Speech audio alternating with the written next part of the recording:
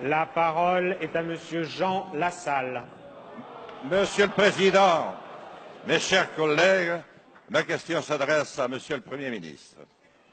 Avec humilité, je souhaiterais recueillir votre sentiment à propos d'un sujet sensible pour tous ceux qui aiment la si belle et bouleversante histoire franco-algérienne. La victoire du Front islamique du Salut, le 26 décembre 1991, le coup d'État qui s'ensuivit et l'arrivée au pouvoir du président Bouteflika en 1999 aurait donné lieu à un accord au terme duquel le pouvoir reviendrait à l'armée à la fin de la présidence de ce dernier. Il y a tout lieu de craindre que l'armée algérienne ne soit plus aujourd'hui seulement animée par les sentiments de l'armée de libération de Ben Bella et Boumedienne.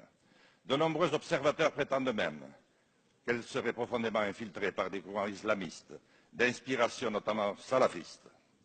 La situation politico-économique de l'Algérie est dans une passe difficile. Nombreux sont les ressortissants qui, par milliers, rejoignent déjà l'Espagne, l'Italie et la France, chez qui une partie des accords d'Évian s'applique encore. Si, par malheur, l'Algérie, notre sœur, devait tomber entre des mains indélicates, ne pensez-vous pas que les conséquences pourraient être terribles pour elle, ses voisins et la France? Nous avons déjà eu à connaître du douloureux problème d'émigration de notre temps. Nous qui partageons une si longue histoire avec l'Algérie, qui partageons la même frontière, la Méditerranée, ne risquons-nous pas de voir s'installer un couloir migratoire sans précédent, avec le terrible effet de résonance qu'il pourrait déclencher?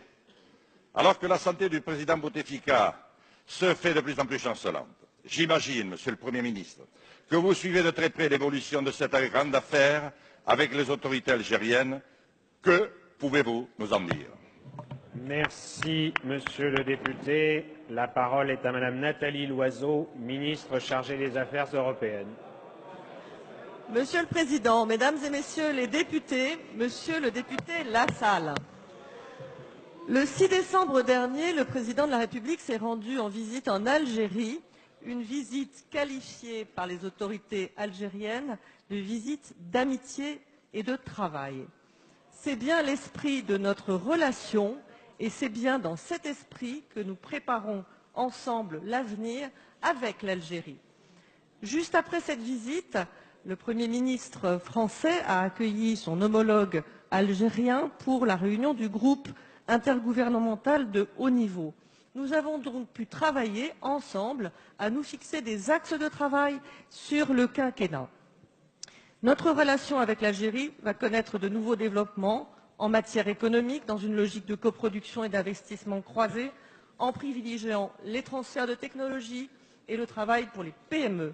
Elle doit connaître aussi de nouveaux développements en matière de formation, avec un objectif, favoriser l'employabilité des jeunes Algériens, dont l'avenir, le Président l'a dit, est en Algérie.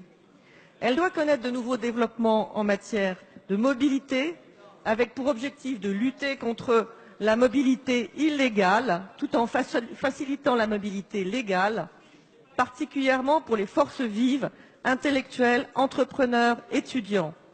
Notre relation, c'est aussi la coopération dans la lutte contre le terrorisme islamiste et en matière de lutte contre la radicalisation.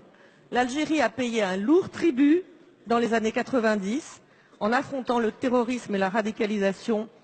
Notre combat est bien un combat commun.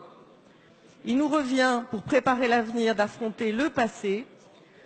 Nos deux pays sont liés par l'histoire, par la géographie, par des liens humains exceptionnels. Notre relation doit être à la hauteur de ces liens exceptionnels et ne pas spéculer sur des hypothèses improbables. Madame la ministre.